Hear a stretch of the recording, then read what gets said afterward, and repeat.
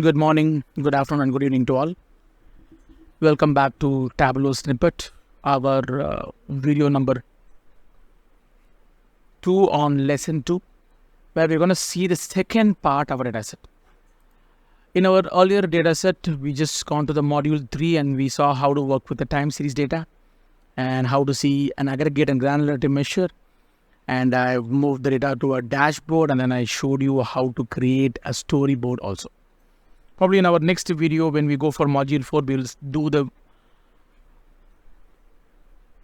shots again, and then we will plan to add the storyboard into our conclusions here. But before that, I would like to add one more dimension to it. Again, this cannot be done with the public edition here, so I cannot work with an extract or a live in a public edition. So we need to have a professional edition. If you are working in a public edition, probably you may not be able to get this option available. I'm interested to show the other two dimensions of our data set, where I can take all the other data set into consideration and show how I can create an area map and a staked area map.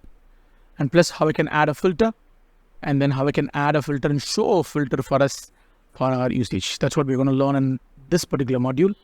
I'm again using the public edition here, so I will come back to the live and extract editions when we come back to our professional editions in Tableau.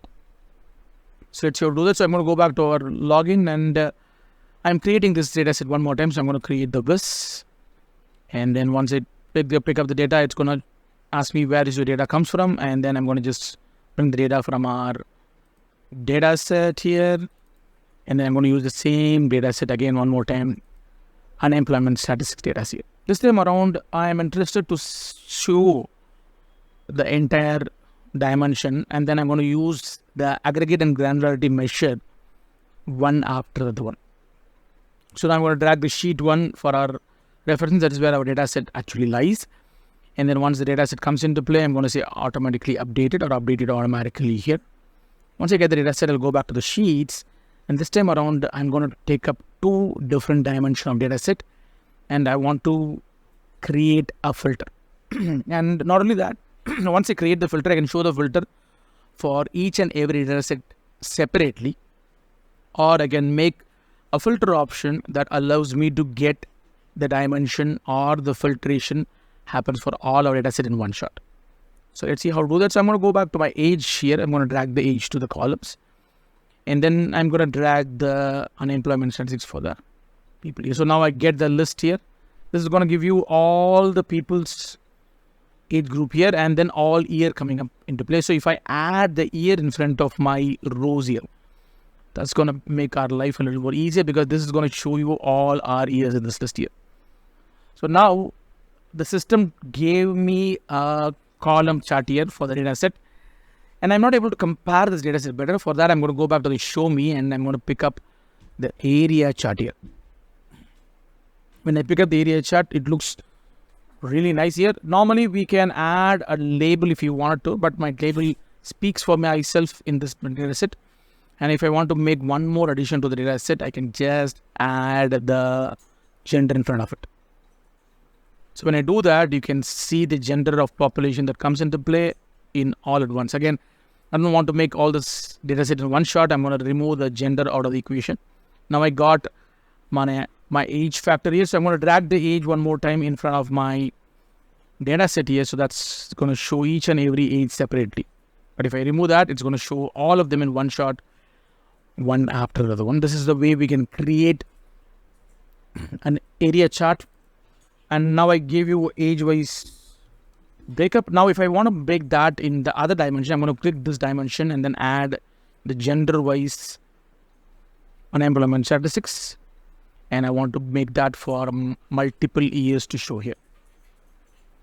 Again, this is not coming in the way in which I wish to look forward for. And when I just want to go back to the data set and see what is the change that has happened when I change the area chart. I just converted the data dimension into something else. So it was earlier a dimension, I converted that into a measure. Let me see whether that's going to happen when I do that in this list. So I'm going to change the year period into a granular way. By that way, it's going to show the data set, and I'm going to just expand this to multi-level here. And again, I don't see any changes that happen here. Let me go back to our data set where I can see the list, and this is an aggregate measure again. So let me just change this to a granularity here. Just change this and go to the granular level. That way it's going to show the granularity of how the men and women's unemployment statistics standard for in this list. Now I want to add a filter here. So let me just filter a period here. That way it's going to make our life a little more easier. So now I'm going to drag a period and then put them in the filter box. That's going to add the entire data, but I'm looking forward for the years here. So I'm going to select the year here, and then I'm going to just say okay. And when I do that, that's going to show the data set completely. And I wish to use the entire data set here. So I'm not going to pick up any one particular dimension here. I want all the years to come into play. So what I'll do right now is I'm going to say select from the list. I'm going to say use all. By that way, all my years will be considered when I give an okay. But again, I won't see anything because I didn't filter anything as such at the moment. Once the filter additions is added, then I can drag this gender field to the right here. And if I don't feel the gender field is required here, then I can just hide the legend here. And then I can add a filter to the data set here. So I'm going to see show filter. That way it's going to show the entire data set for me.